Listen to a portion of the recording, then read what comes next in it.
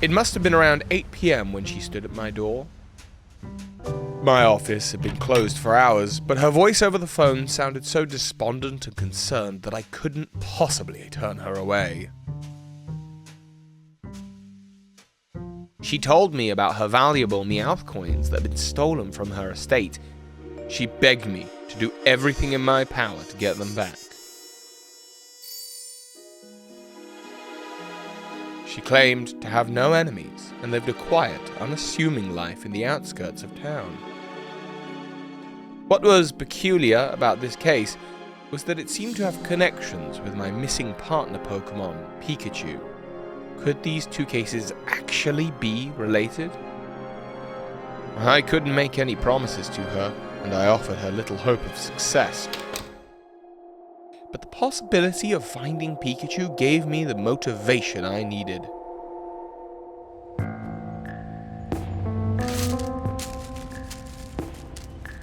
So, I set out on the case. However, without Pikachu, detective work became considerably more complicated. To be honest, communication was nearly impossible.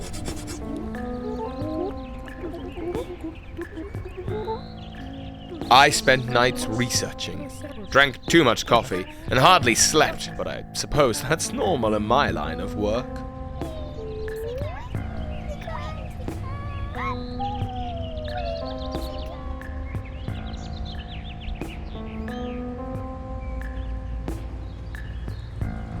I met with shady characters I hope to never see again, especially because of their foul odors. But I did what needed to be done. Keep a stiff upper lip and my eyes on the prize.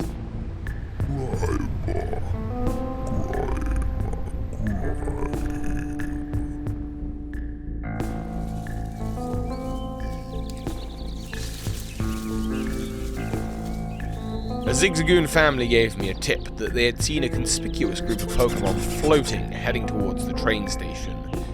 I would look into that later.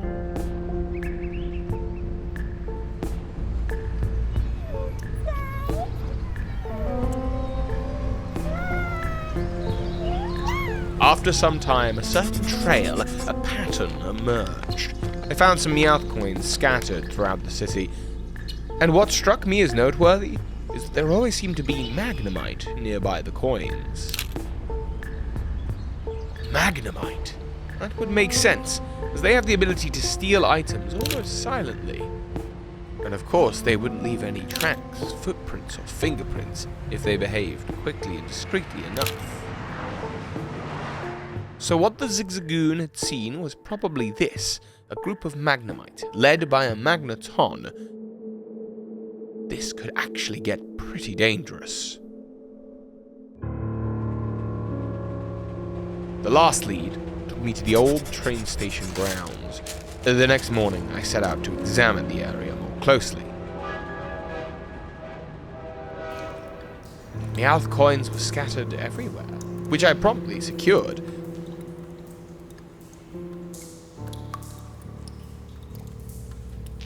I should have assumed I was being watched, but I didn't think about it at that moment. This would come back later to haunt me. I was relieved when I could leave the musty, damp smell behind, and the trail led me back to the open. But what awaited me there? Well, you'll see for yourself.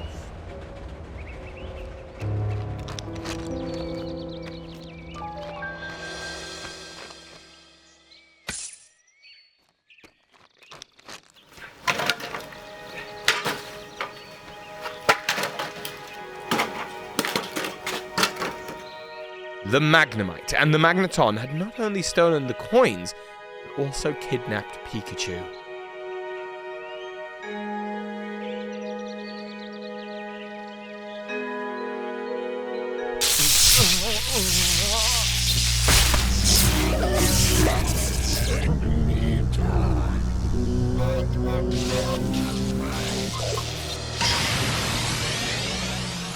Pika?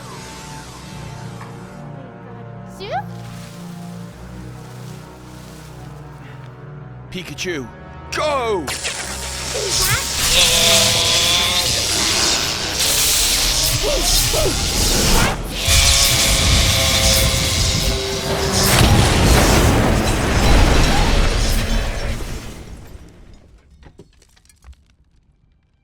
Don't worry, the three of them are now at the local Pokémon Center being taken care of, and soon they will be turned over to the police.